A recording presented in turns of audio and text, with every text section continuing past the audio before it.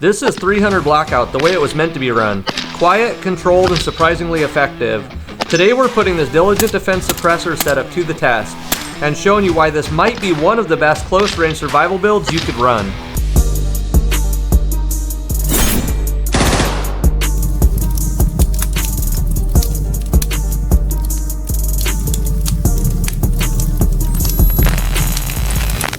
Welcome back to Fire Shield and Shelter. Today we are going to dive into my 300 Blackout build with the Diligent Defense suppressor. This is the short can, and we are going to do a couple different kinds of subsonic ammo and check recoil impulse and do a little accuracy testing. So let's get into it. 300 Blackout was designed to run in short barrels and shoot subsonic ammo. That's where this thing really shines. It loves a short barrel. You can get full powder burn out of a 7 to 10 inch barrel. That's why preppers and defensive shooters alike enjoy this round. It makes it really nice for being able to shoot suppressed, you know, for sound mitigation indoors, for defensive and for home defense and defensive shooting. And it really calms down the muzzle flash. So this is perfect for suppression and short barreled shooting. Okay, so we got the Diligent Defense can and the 10.5 300 Blackout. And we got some Hornady Sub X's. These are 190 grain. I like these things. They're quieter than almost anything else I've shot. And the first one didn't fire.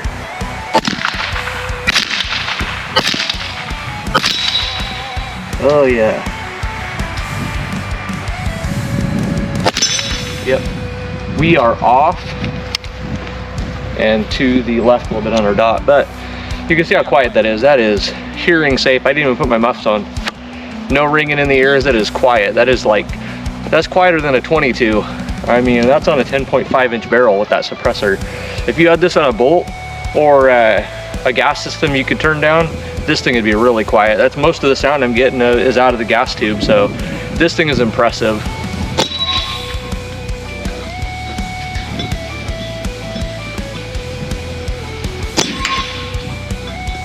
So we're running a Bear Creek Arsenal side charging setup with a 10.5 inch barrel. This is their slim foreguard. And we're just running a high ergo grip, 6-hour Romeo 5 red dot. And we have just a regular pistol brace, nothing too fancy there. We're running the Diligent Defense can. This is their 6.5, I believe. It's their short can, it's the S.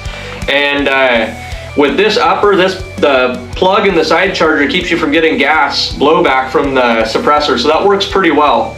So with our testing, the recoil impulse was fairly smooth.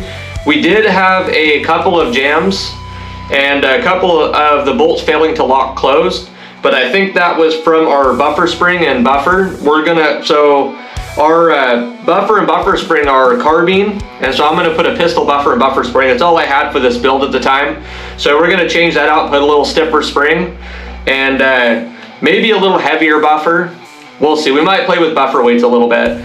But in real world testing, the impulse wasn't too bad. It had a fairly smooth recoil impulse. You could tell with the subsonic it was a little slower.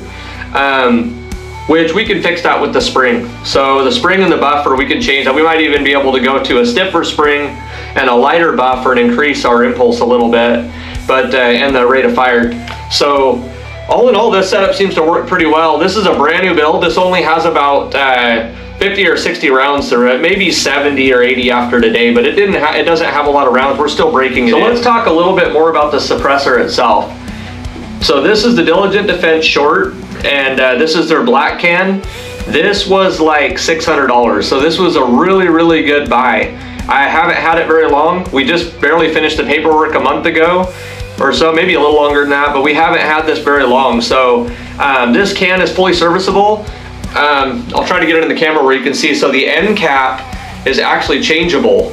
So the end cap can be changed out, and so can your mounting system. Right now we're running the standard 5/8 mounting system for this 300 Blackout, but you can get different mounting caps. You can also get a more of a QD style mounting system for it. This will take some of the same caps as the Dead Air Sandman and some of the other Dead Air suppressors, so they did make it kind of universal. So this is, you can completely service this. You can tear it down and clean out the baffles.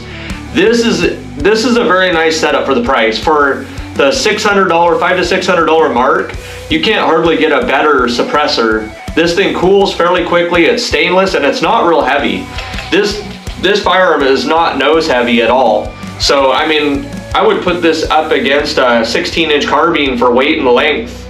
I mean, it's just about the same. It's on par. So this is pretty impressive for the money. So keep that in mind. The Diligent Defense are a really good suppressor for the cost. I mean, they're a value for the cost. So if you're preparing for civil unrest, grid down, or you just want a good home defense rifle, 300 Blackout is a great way to go. I mean, it's maneuverable, it's short, and it runs really quiet, and you get no flash suppressed. This is an awesome rifle for a grid down type scenario, and it earns a really high place in my lineup list for survival rifles. So if you want real world testing with no fluff, hit that subscribe button so YouTube pushes us on the algorithm and gets these videos out to all of you. And this is Fire Shield and Shelter. Thanks for watching. Thanks for watching. If this is the kind of thinking that speaks to you, hit subscribe. I'll be covering gear, prepping systems, homestead tactics, and off-grid survival. Don't get caught off guard. Let's get ready together.